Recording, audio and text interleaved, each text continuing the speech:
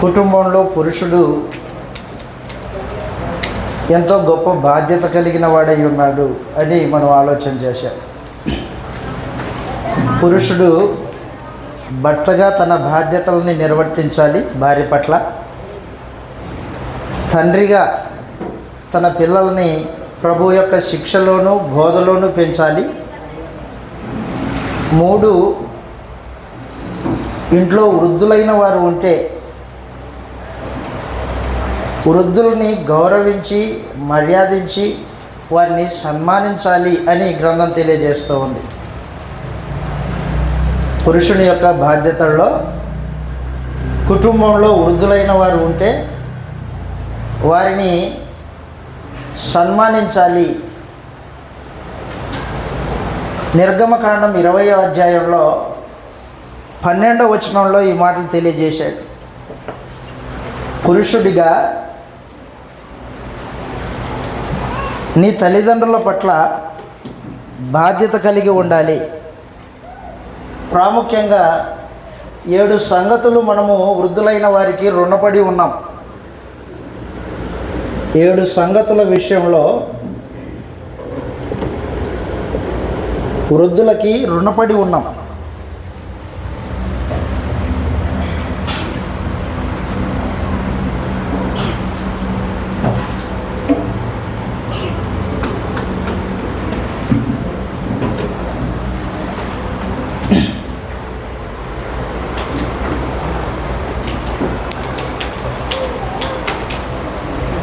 తల్లిదండ్రులని సన్మానించండి అని పరమందున్న దేవుడు ఇశ్రాయేలీలకు ధర్మశాస్త్రం ఇస్తున్నప్పుడే తెలియజేశాడు.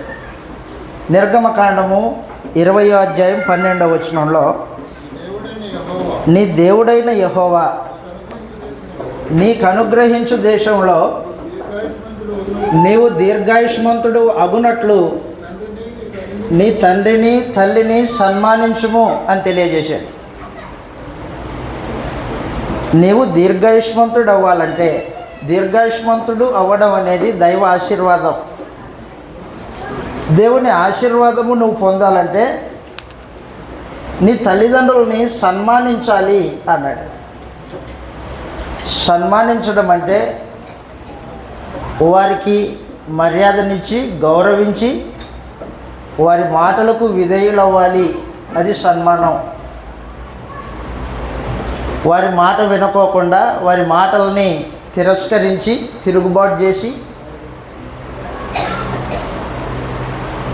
ఏదో ఫాదర్స్ డే ఒక రోజున మాత్రమే వాళ్ళకు ఒక గులాబీ పువ్వు ఇచ్చి వదనం పెట్టి వెళ్ళిపోవడం అనేది తల్లిదండ్రులని సన్మానించడం కాదు. అది తల్లిదండ్రులను సన్మానించడం అంటే మాట వినాలి, గౌరవించాలి. ఆ రోజున ఇశ్రాయేలీలకి ప్రత్యేకించి వాగ్దానాల విషయంలో మొట్టమొదటి వాగ్దానం అంటే ఇది. ఎఫెసీ పత్రిక 6వ అధ్యాయము, ఎఫెసీ పత్రిక 6వ అధ్యాయము పిల్లలైన వారికి సందేశము మొదటి నుంచి ఇలాగ రాయబడింది. ఎఫెసీ పత్రిక 6వ అధ్యాయం 1వ వచనం నుండి, పిల్లలారా ప్రభువునందు మీ తల్లిదండ్రులకు విధేయులై ఉండుడి, ఇది ధర్మమే. మీకు మేలు కలుగునట్లు మీ తల్లిని సన్మానింపుము అని చెప్పేశాడు. తల్లిదండ్రులను సన్మానించడం అనేది దైవ ధర్మం. అది దేవుడు ధర్మముగా ఆ సందేశాన్ని తెలియజేశాడు మనకి. తల్లిదండ్రులను సన్మానించని వాడు ధర్మాన్ని వీరి ప్రవర్తిస్తున్నాడు, ధర్మాన్ని విడిచిపెట్టాడు. ఒక వస్తువు దాని ధర్మాన్ని విడిచిపెట్టింది అనుకో, అది పనికిరాదు. ఉప్పు ఉంది, దాని ధర్మం ఏంటి? ఉప్పు సారం ఇవ్వాలా. ఉప్పు సారం ఇవ్వలేదు అనుకోండి, ఏం చేస్తాం? దాన్ని ధర్మం విడిచిపెట్టింది, అది బయటపడేస్తాం. అలాగున పిల్లలుగా తల్లిదండ్రుల పట్ల ధర్మాన్ని నిర్వర్తించాలని దేవుడు తెలియజేశాడు. వారిని సన్మానించాలి అన్నాడు. సన్మానించితే దేవుని దగ్గర నుంచి వచ్చే మేలులు నువ్వు పొందుకుంటావు. ఒకటి, దీర్ఘాయుష్మంతుడు అవుతావు. 2, మేలులు పొందుకుంటావు అన్నాడు. మేలులు, భౌతికమైన మేలులు తల్లిదండ్రుల దగ్గర నుంచి వస్తాయి. ఆత్మ సంబంధమైన మేలులు దేవుని దగ్గర నుంచి వస్తాయి. తల్లిదండ్రులు తమ పిల్లల పట్ల మేలుకరమైనవే జరిగించాలని ఆలోచన కలిగి ఉంటారు. మనందరికీ తెలుసు, ఈ తెలంగాణలో ఉంటున్నాం కానీ తెలంగాణ మంది కాదు. మనం ఆయా ప్రాంతాల నుండి, పల్లెటూరుల నుంచి వచ్చి ఇక్కడ స్థిరపడిపోయాం పనులు చేసుకుంటూ. మనకి చదువు చెప్పించి మన కొరకు తమ వసతులు కూడా త్యాగం చేసిన తల్లిదండ్రుల నుంచి వచ్చాం మనం. వారి రుణము తీర్చుకోవలసిన బాధ్యత ఉంది మన మీద. వారికి మనము కృతజ్ఞతలు తెలియచేయవలసిన బాధ్యత ఉంది. మొట్టమొదటిగా మనం ఏమి రుణపడి ఉన్నామంటే అభివందనాలు.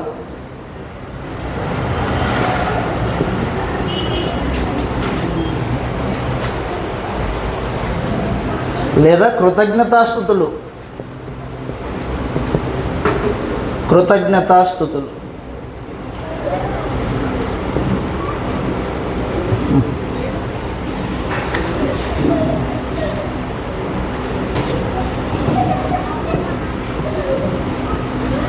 మనము వారికి కృతజ్ఞతాస్తుతులు తెలియజేయవలసిన వారమై ఉన్నాం.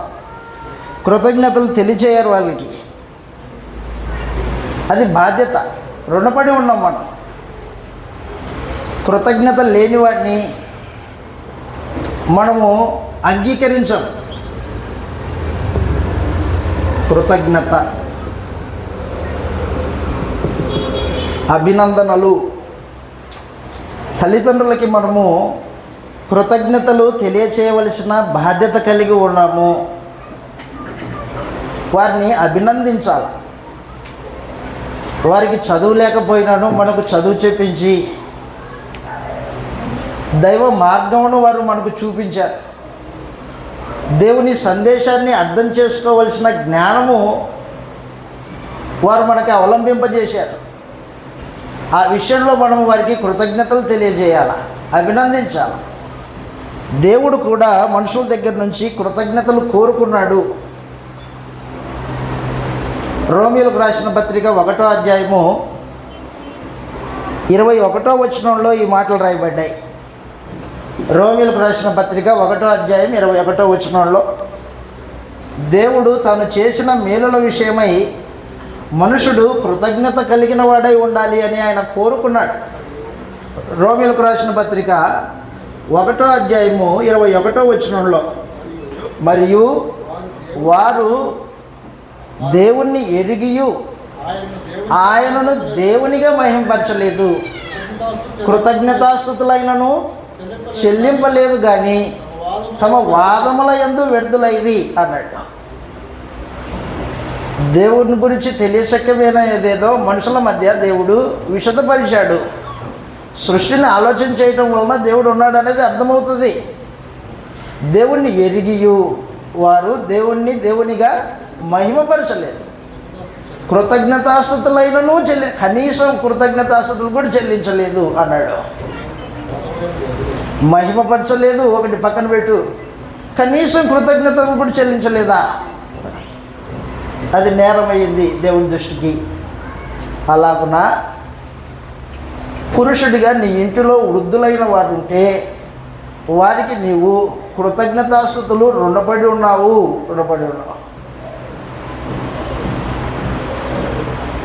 అభినందన నీ నుంచి వాళ్ళు ఎదురు చూస్తూ ఉంటారు. నీ కొరకు తమ కష్టము, ఆ కష్టానికి ఫలితము వారి నీ దగ్గర నుంచి ఎదురు చూసేది గివింగ్ థ్యాంక్స్, కృతజ్ఞతలు తెలియజేయాలని వాళ్ళు కోరుకుంటూ ఉంటారు. కానీ మనుషుడు పట్టించుకోడు. నువ్వు నాకేం చేసావని ప్రశ్నిస్తాడే కానీ ఆయన చేసింది జ్ఞాపకానికి రాదు. భౌతికంగా దేవుడు ఈ శరీరాన్ని తల్లిదండ్రుల యొక్క దాంపత్య జీవితంలో నుంచే మనకు అనుగ్రహించాడు. శరీరాన్ని దయచేసింది ఎవరు? దేవుడే. అయితే వారిద్దరి బాంధవ్యంలో, వారిద్దరి యొక్క దాంపత్య జీవితంలో ఆ విషయంలో మనం కృతజ్ఞతలు తెలియజేయాలి. వారు తమ అవసరతలు విడిచిపెట్టుకొని మన అవసరతలు చూశారు తల్లిదండ్రులు. వారికి నేడు వారి వృద్ధాప్యంలో మనము ప్రత్యుపకారం చేయాలి. ఉపకారానికి ప్రత్యుపకారం. తిమోతికి రాసిన మొదటి పత్రిక 5వ అధ్యాయంలో వృద్ధులైన వారి గురించి మాట్లాడుతూ ఆ ఇంటిలో ఉన్న యవ్వన బిడ్డలు వృద్ధులకి, తల్లిదండ్రులకి ప్రత్యుపకారం చేయాలి అని తెలియజేశాడు. తిమోతికి రాసిన మొదటి పత్రిక 5వ అధ్యాయంలో ప్రత్యేకించి 3వ వచనంలో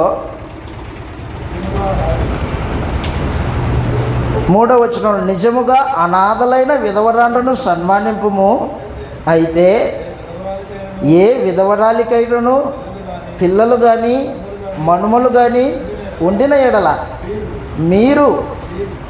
వీరు మొదట తమ ఇంటివారి ఎడల భక్తి కనపరచుటకును తమ తల్లిదండ్రులకు ప్రత్యుపకారం చేయుటకును నేర్చుకోవాలి అన్నాడు. చూడండి, ఇది దేవుని దృష్టికి అనుకూలమై ఉన్నది అదనమాట. దైవ నియమం అది.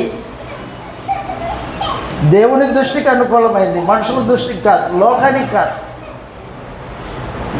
తల్లిదండ్రులకి ప్రత్యుపకారం చేయాలి. కృతజ్ఞత భావన కలిగి ఉండాలి వారి పట్ల. వారి అవసరతల్ని కుమారుడిగా నువ్వు ఆలోచన చేయాలి. వాస్తవానికి చిన్నప్పుడు నీ అవసరతలు వారు ఆలోచన చేసి, నీకు అనారోగ్యం వస్తే ఆరోగ్యం, నీకు ఆకలిస్తే తన ఆకలి మానుకొని నీకు అన్నం పెట్టి, నీకు సపర్యలు చేసి, ఇప్పుడు నీ అవసరత నీ తల్లిదండ్రులకు ఉంది, వాడి అవసరతని నువ్వు ఉపయోగించకుండా వాళ్ళు నీకు సహాయం చేశారు, పెద్దవాడిని చేశారు, కరెక్ట్. ఇప్పుడు నీవు వారికి ప్రత్యుపకారం చేయాలా. ఎదిగిన బిడ్డగా తల్లిదండ్రుల యొక్క అవసరతను తీర్చాలి. ఉపకారానికి ప్రత్యుపకారం. కానీ మనం చూస్తూ ఉన్నాం, ముసలి వారిని కుటుంబంలో పురుషుడు భార్య మాట విని ఇంట్లో నుంచి వెళ్ళగొట్టిన పరిస్థితులు చూస్తూ ఉన్నాం మనం. ఒక ముసలామిని అతను పార్కుకని తీసుకెళ్ళి అక్కడ వదిలేసి ఇంటికి వచ్చేసాడు. దారిలో ఆమె ఏడ్చుకుంటూనే ఉండిపోయింది. చిన్నప్పుడు నీకు చేసిన ఉపకారం అంతా మర్చిపోయావా? మర్చిపోయే కదా నీ తల్లిదండ్రులను విడిచిపెట్టి వచ్చావు. అక్కడ దేవుడు ఏర్పాటు చేసిన ధర్మాన్ని విడిచిపెట్టావు. 1, 2 ప్రత్యుపకారం చేయవలసిన బాధ్యతను విడిచిపెట్టావు. వారి కనీస అవసరతలు తీర్చడానికి కూడా నీకు కొదువగా భావించావు. అంగీకరించడు దేవుడు. 2, వారిని మనము మర్యాద ఇవ్వాలి, గౌరవించాలి. 2, వారిని గౌరవించాలి. గౌరవించడం అంటే మర్యాద ఇవ్వడం. మర్యాద.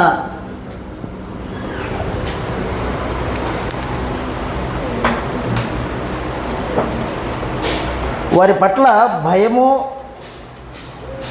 అది గౌరవంతో కూడిన భయం ఉండాలి. నా తల్లిదండ్రులు దేవుడు అనుగ్రహించిన వాళ్ళు నాకు, కాబట్టి వారి పట్ల నేనేం చేయాలంటే గౌరవించాలి, మర్యాద చూపించాలి, వారి మాటల్ని లక్ష్య పెట్టాలి, వారిని నిర్లక్ష్యం చేయకూడదు. ఒకవేళ తల్లిదండ్రులు నిర్లక్ష్యం చేశాడు అనుకోండి, అలాంటి వాడి విషయంలో దేవుడు ధర్మశాస్త్రంలో ఏం చెప్పాడంటే, తల్లిదండ్రుల మాట విననివాడు ఊరి బయటకు తీసుకెళ్ళి వాడిని రాళ్ళతో కొట్టి చంపేయాలి. మొండివాడు, అలాంటి వాడిని చంపేయాలి. తల్లిదండ్రులకు మర్యాద ఇవ్వని వాడిని చంపేయాలి అని చెప్పేశాడు. నిర్గమకాండం 20వ అధ్యాయంలో మనం చదివాం కదూ, సన్మానించాలని. లేవ్యకాండం 19వ అధ్యాయం, లేవ్యకాండము 19వ అధ్యాయము 3వ వచనంలో ఈ మాటలు రాయబడ్డాయి. మీలో ప్రతివాడు తన తల్లికి తన తండ్రికి భయపడాలి. ఈ భయము గౌరవంతో కూడిన భయం అన్నమాట. కొడతాడనే భయం కాదు ఇది, గౌరవంతో కూడిన భయం. పెద్దోడు, నేను చిన్నవాడిని అనే భావనతో వారికి భయపడాలి. అది గౌరవపూర్వకమైన మర్యాద, అది భయం అన్నాడు. లేవికాండం 19వ అధ్యాయం 3వ వచనం మరొక మారు, మీలో ప్రతివాడును తన తల్లికి తన తండ్రికి భయపడవలెను. అది ద్వితీయోపదేశకాండము 5వ అధ్యాయం 16వ వచనంలో, ద్వితీయోపదేశకాండము 5వ అధ్యాయం 16వ వచనంలో, ఈ దేవుడైన యెహోవా నీకు అనుగ్రహించు దేశంలో నీవు దీర్ఘాయుష్మంతుడివై నీకు క్షేమం కలుగునట్లు నీ దేవుడైన యెహోవా నీకు ఆజ్ఞాపించులాగున నీ తల్లిని తండ్రిని సన్మానించుము. అది మరలా జ్ఞాపకం చేశాడు. గౌరవించాలి, భయం కలిగి ఉండాలి, మర్యాద ఇవ్వాలి. ఇశ్రాయేలీలు అంట యెషయా గారి ప్రవక్త కాలంలో, యెషయా ప్రవక్త, ఆ కాలంలో పిల్లలు తల్లిదండ్రులని గౌరవించట్లా, వారి మాటల్ని పట్టించుకోవట్లా. యెషయా గ్రంథం 45వ అధ్యాయము 10వ వచనంలో ఈ మాట రాయబడింది.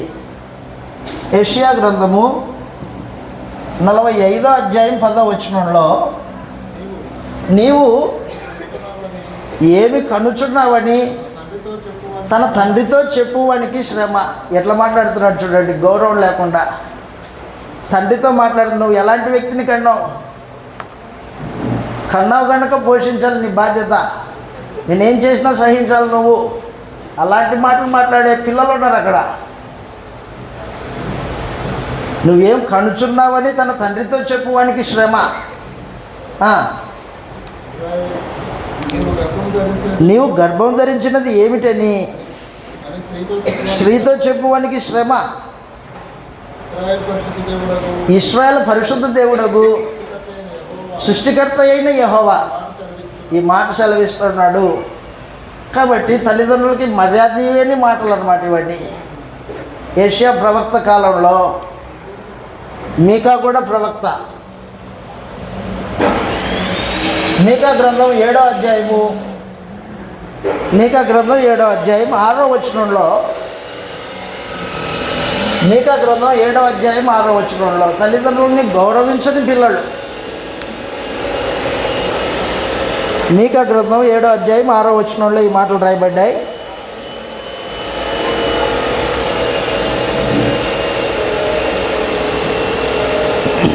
ఏడవ అధ్యాయం 6వ వచనంలో, కుమారుడు తండ్రిని నిర్లక్ష్య పెట్టుచున్నాడు, కుమార్తె తల్లి మీదికి, కోడలు అత్త మీదికి లేచెదరు, ఎవరి ఇంటివారు వారికే విరోధులగుదురు అని చెప్పి.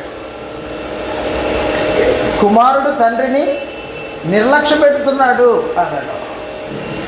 కుమార్తె తన తల్లి మీదికి పోట్లాటకు లేస్తుంది, కోడలు తన అత్త మీదికి పోట్లాటకు లేస్తుంది. తల్లిదండ్రులని, కుటుంబంలో ఉన్న వృద్ధుల్ని నిర్లక్ష్యం చేసే పిల్లలు వీళ్ళు. యెషయా గారు, మీకా గారు ప్రవక్తగా ఉన్న కాలాల్లో జరిగిన పరిస్థితి ఇది. మరి నేటి పరిస్థితి నేడు ఇంకా దారుణంగా ఉంది. తిమోతికి రాసిన మొదటి పత్రిక 4వ అధ్యాయం 1వ వచనంలో తల్లిదండ్రులకి మర్యాద ఇవ్వని బిడ్డలు కనిపిస్తున్నారు ఇక్కడ, అవిధేయులైన పిల్లలు. అయితే తిమోతికి రాసిన మొదటి పత్రిక 4వ అధ్యాయం 1వ వచనంలో అయితే కడవరి దినములలో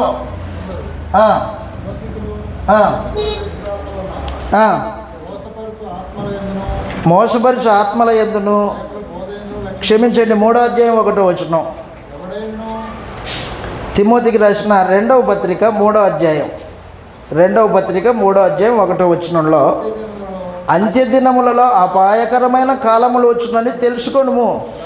ఏలగనగా మనుషులు స్వార్థం కలిగిన వాళ్ళు, ధనాపేక్ష కలిగిన వారు, బింకములాడివారు, అహంకారులు, దూషకులు, తల్లిదండ్రులకు అవిధేయులు, కృతజ్ఞత లేనివారు.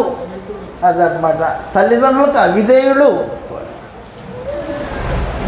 మర్యాద ఇయ్యని వాళ్ళు, తల్లిదండ్రులను నిర్లక్ష్య పెట్టేవాళ్ళు. పరమందున్న దేవుడు క్రైస్తవ కుటుంబాన్ని అలా డిజైన్ చేయలేదు.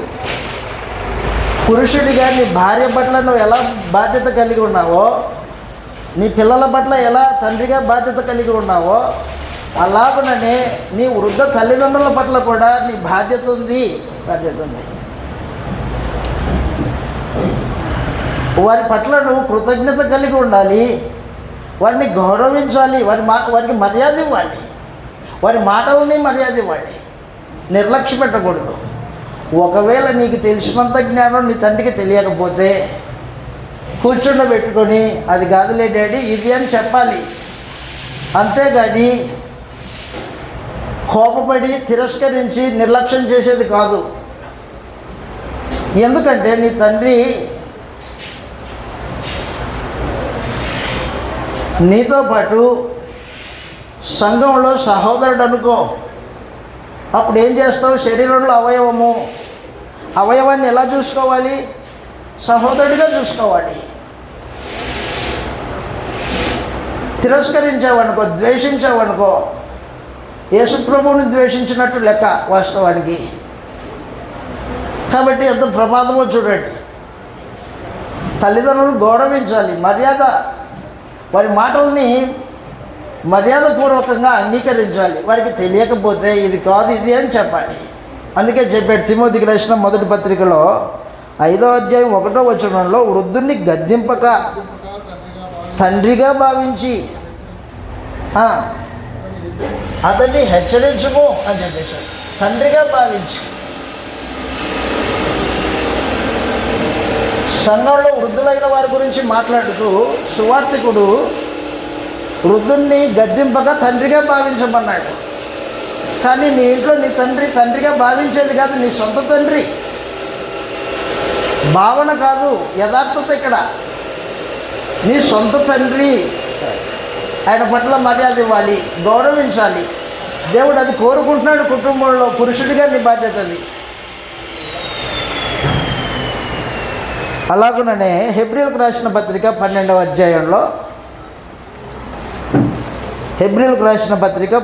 అధ్యాయంలో భౌతికమైన తండ్రి ఒకవేళ నువ్వు తప్పు చేస్తే నిన్ను శిక్షిస్తాడు. అయితే నువ్వేం చేయాలా? ఓడ్చుకోవాలా, తిరస్కరించకూడదు. హెబ్రీలకు రాసిన పత్రిక 12వ అధ్యాయము 5వ వచనం నుండి, నా కుమారుడా, ప్రభు చేయి శిక్షను తృణీకరింపకము. ఆయన నిన్ను గద్దించినప్పుడు విసుగొద్దు. ప్రభు తాను ప్రేమించిన వారిని శిక్షించి స్వీకరించు ప్రతి కుమారుణ్ణి దండించును. కుమారులతో సంభాషించినట్లు నీతో సంభాషించుతున్నాడు. ఆత్మ సంబంధమైన తండ్రి పరలోకపు దేవుడు, భౌతికమైన తండ్రి నీ సొంత తండ్రి. ఆయన చేయి శిక్షను తృణీకరించొద్దు, నీ మేలు కోసమే అని చెప్పాడు. భౌతికమైన తండ్రి శిక్షించేది నీ మేలు కోసమే అయితే, పరలోకపు తండ్రి కూడా ఆత్మ సంబంధంగా దైవ స్వభావంలో పాలిభాగస్తులు కావాలని శిక్షిస్తాడు. భౌతికమైన తండ్రితో పరలోకపు తండ్రిని పోల్చుకుంటూ మాట్లాడాడు రచయిత. కాబట్టి తల్లిదండ్రులకి మనం ఏమి అచ్చి ఉన్నామంటే, ఏమి రుణపడి ఉన్నామంటే గౌరవం రుణపడి ఉన్నాం. వారికి మర్యాద ఇవ్వడంలో రుణపడి ఉన్నాం. నిర్లక్ష్యం చేసావనుకో శిక్ష. సామెతల గ్రంథము 30వ అధ్యాయం 17వ వచనంలో సొలొమోను జ్ఞాని, సమస్తాన్ని పరిశీలన చేసిన వాడు ఏమంటున్నాడంటే, సామెతల గ్రంథం 30వ అధ్యాయం 17వ వచనంలో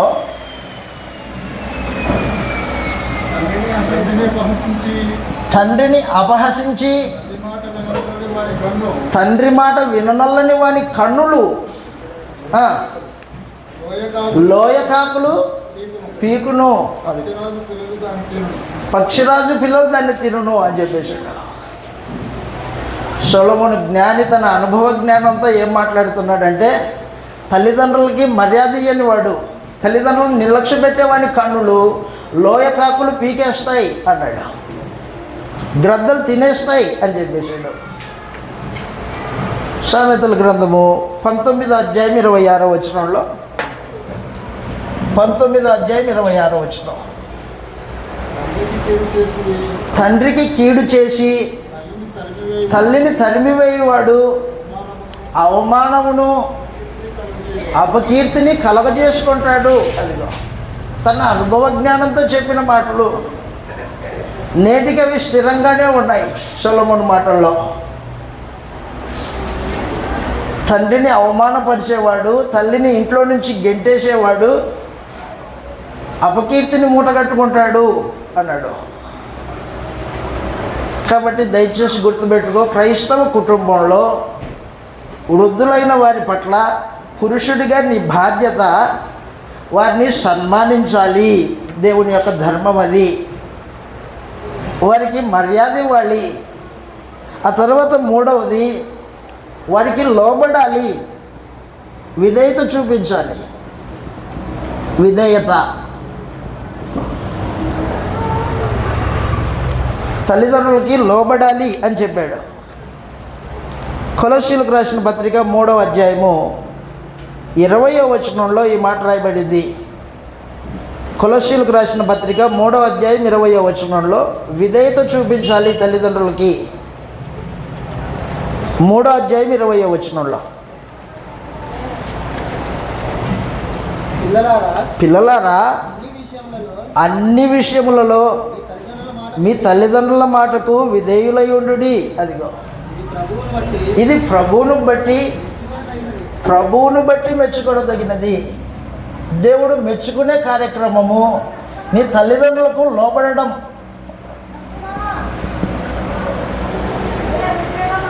లోబడే విషయానికి వస్తే 2 సంగతులు.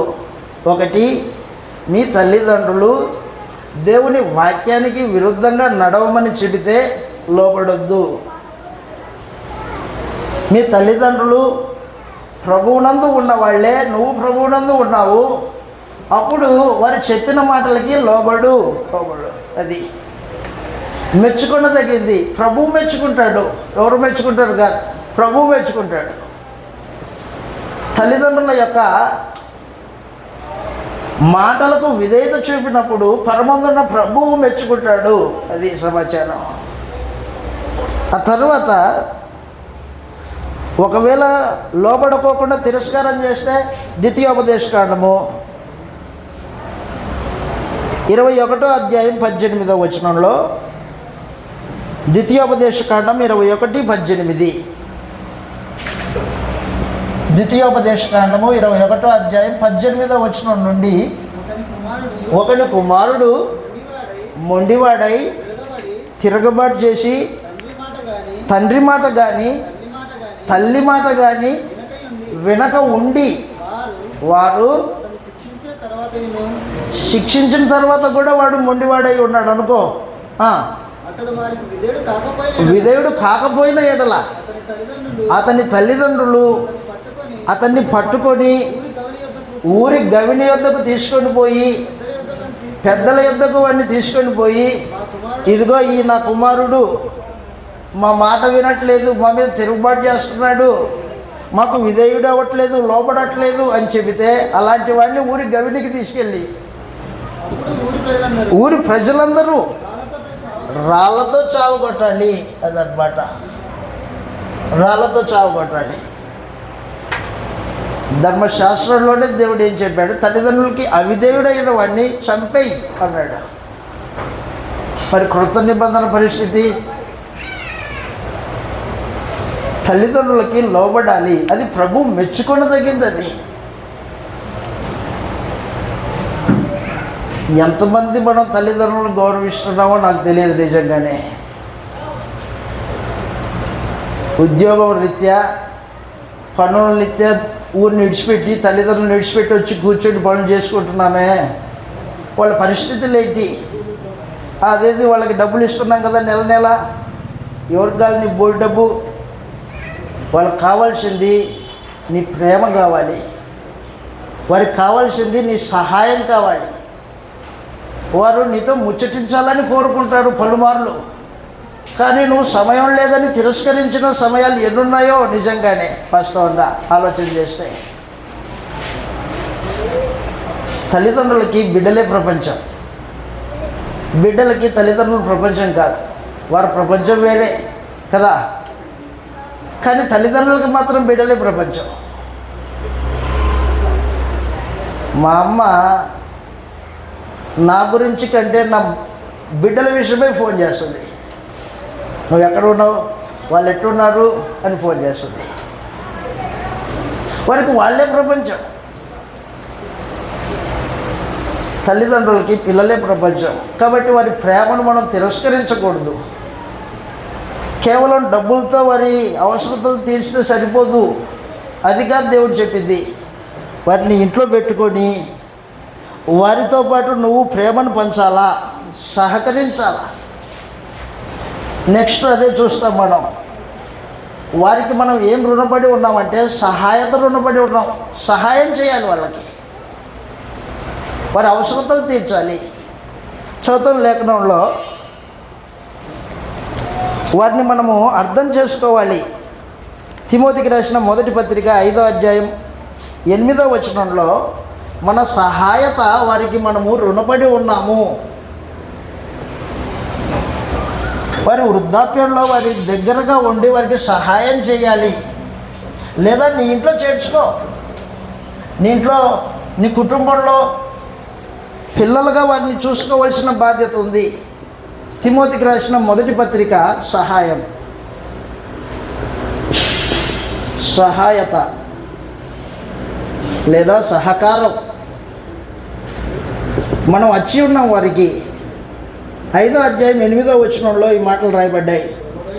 ఎవడైనను స్వకీయులను విశేషముగా తన ఇంటి వారిని సంరక్షించకపోయిన ఎడల అట్టివాడు విశ్వాస త్యాగం చేసిన వాడి విశ్వాసం వ్యర్థం అని చెప్పేశాడు పరిశుద్ధాత్మ.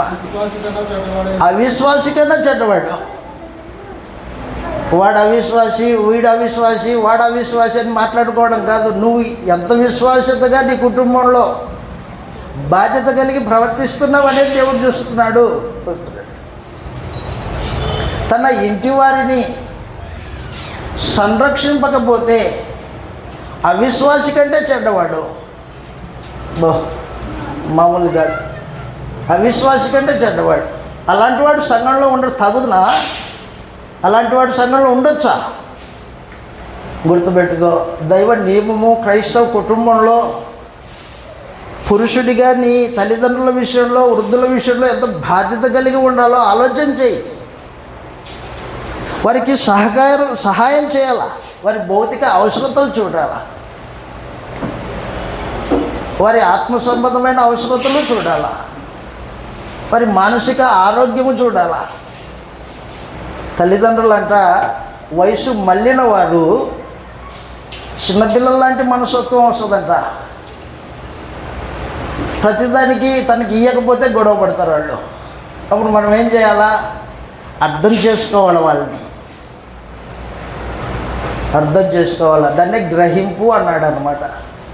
కాబట్టి ప్రతి కుటుంబంలో ఒకరినొకరు అర్థం చేసుకోవడము, సహకరించుకోవడము, లోబడి ఉండడము, కుటుంబము ఆత్మ సంబంధంగా ఎదగడానికి ఎంతో దోహదం పడుతుంది. కుటుంబ ఎదుగుదలకి కారణమవుతుంది. నీ ఇంట్లో ఉన్న తల్లిదండ్రులని నువ్వు సంరక్షించకపోతే, వారిని అర్థం చేసుకోలేకపోతే సంఘంలో ఉన్న సహోదరులను ఏం అర్థం చేసుకుంటావు నీవు? అవునా కదా? నీ ఇంట్లో నీతో పాటు ఉన్న నీ కుటుంబ సభ్యులని అర్థం చేసుకోలేదు, మరి సంఘంలో ఉన్న సహోదరులు వాళ్ళని ఎలా అర్థం చేసుకుంటావు? అర్థం చేసుకున్నావు అన్నట్టు రుజువేంటి?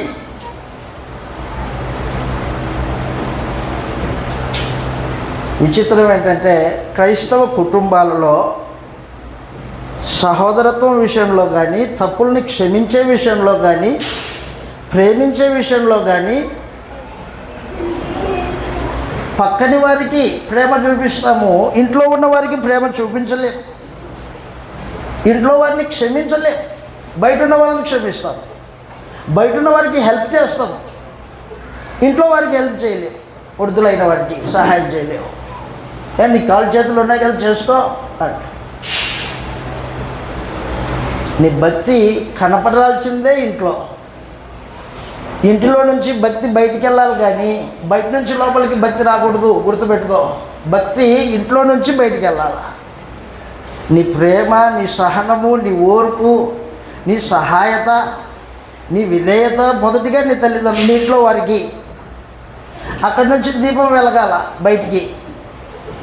బయట నుంచి దీపం వెలిగేది కాదు, ఇంట్లో నుంచి దీపం ఇంటి వరకు వెలిగించి ఆ తర్వాత బయటికి వెలిగెళ్ళాలా. అది సమాచారం. అంతేగాని బయట నుంచి దీపం తెచ్చి లోపల పెట్టుకునేది కాదు ఇది. కాబట్టి దయచేసి గుర్తుపెట్టుకో, తల్లిదండ్రులకి మనము అచ్చి ఉన్నాం, రుణపడి ఉన్నాం. ఏంటి? సహాయత రుణపడి ఉన్నాం. వారి అవసరతలు తీర్చాలా. 5, తల్లిదండ్రులకి మనము వారిని అర్థం చేసుకోవాలా. అర్థం చేసుకోవాలా. అర్థం చేసుకోకపోతే కోపడతావు. కోపడినప్పుడు ఏం జరుగుతుంది? దుర్భాషలాడతావు. దుర్భాషలాడితే క్రైస్తవ జీవితాన్ని దేవుడి సముఖంలో అపవిత్రత చేసుకునే అవకాశం ఉంటుంది. కాబట్టి మనుషుడు ఏం చేయాలంటే వారిని అర్థం చేసుకోవాలా. నీ భార్యను అర్థం చేసుకుంటావే, నీ పిల్లల్ని అర్థం చేసుకుంటావే, అలాగనే తల్లిదండ్రులని పురుషుడిగా నీ ఇంటిలో బాధ్యత కలిగి వారిని అర్థం చేసుకోవాల్సిన అవసరం ఉంది. తరువాత శ్రేష్టమైనవి వారికి అనుగ్రహించాలా. శ్రేష్టమైనవి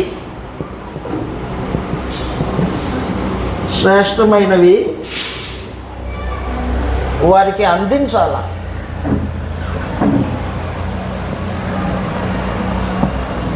దాంట్లో ప్రేమను వారికి ఏం చేయాలంటే పంచాలా. వాస్తవానికి తల్లిదండ్రులకి మనం ఏమిచ్చినా రుణపడి ఉంటాం, ఏం చేసినా రుణపడి ఉంటాం. ఎందుకంటే వారి కష్టము, వారి త్యాగము, వారి సమర్పణ, మన కొరకు వాళ్ళు అనుభవించిన కష్టాలు, ఇవన్నీ విషయంలో మనం ఏమిచ్చినా తక్కువే. వారికి ఏమిచ్చినా తక్కువే. రుణపడి ఉన్నాం మనం వారికి. కానీ ఈ విషయాలన్నీ పక్కన పెట్టి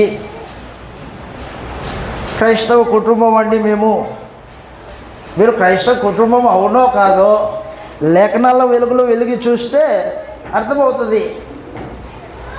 క్రైస్తవ కుటుంబం అయితే తల్లిదండ్రుల పట్ల నీ పురుషుడిగా నీ బాధ్యత, కుమారుడిగా నీ బాధ్యత ఎరగాల. కాబట్టి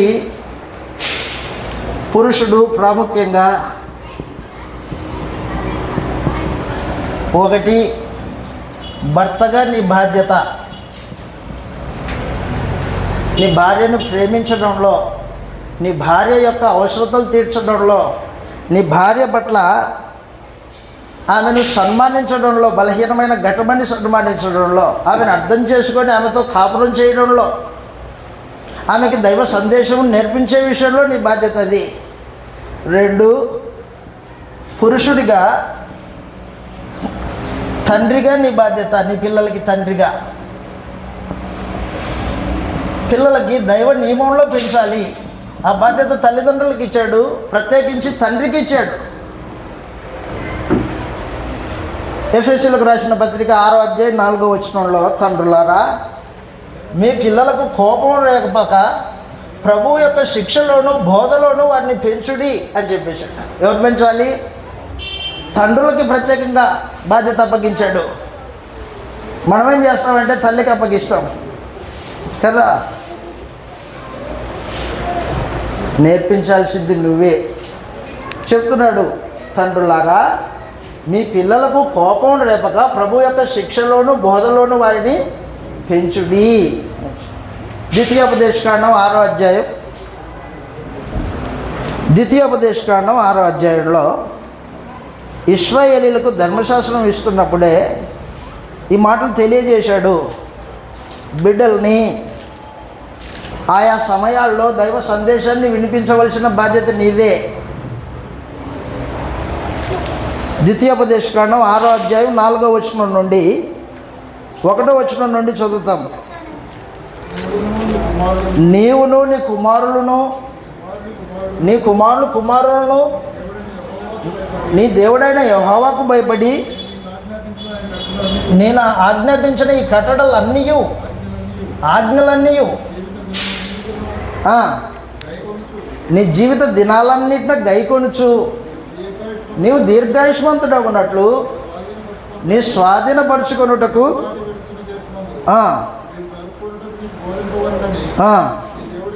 మీ దేవుడైన యెహోవా ఆజ్ఞాపించిన వాటినన్నిటినీ ధర్మమంతయు అనగా కట్టడలు విధులు ఇవే.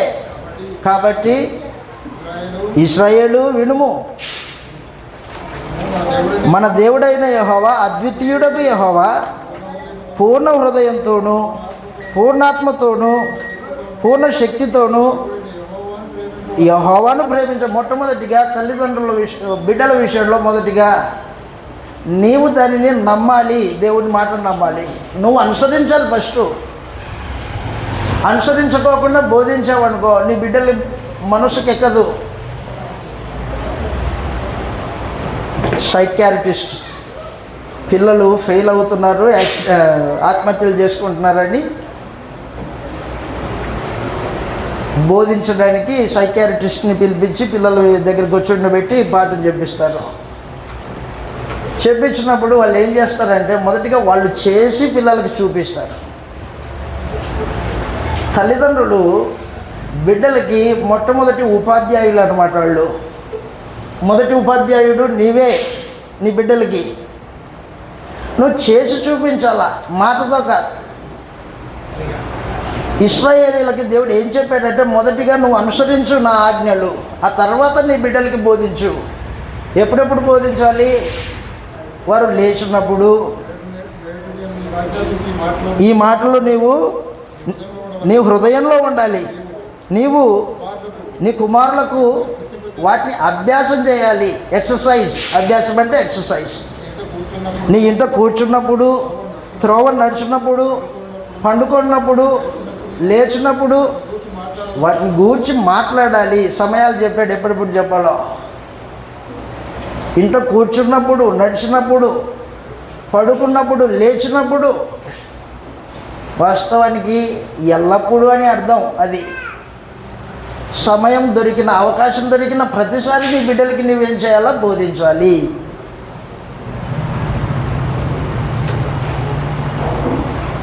బిడ్డలు దైవ భక్తిలో పెంచాలి. తండ్రిగా నీ బాధ్యత. ఆ తర్వాత ఇందాక చూసాం మనం, కుమారుడిగా మీ తల్లిదండ్రుల పట్ల కుమారుడిగా రుణపడి ఉండాలి. తల్లిదండ్రులకి రుణపడిన వారం మనం.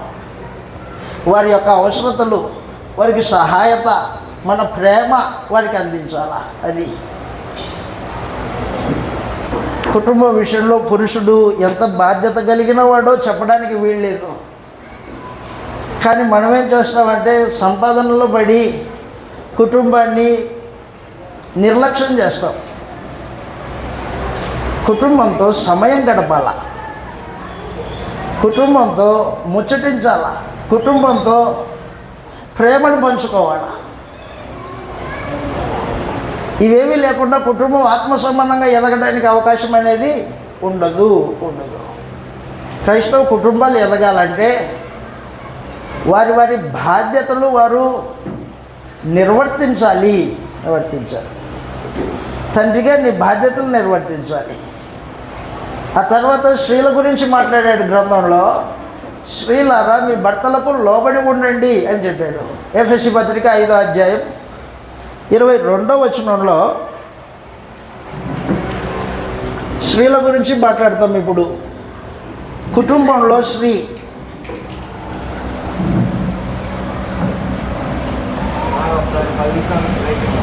ఏమంటే అయింది, టైం అయిందా?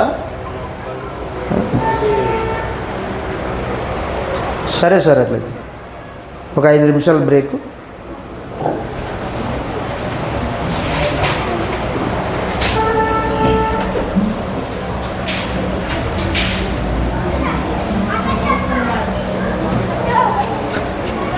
టైం అయిందా?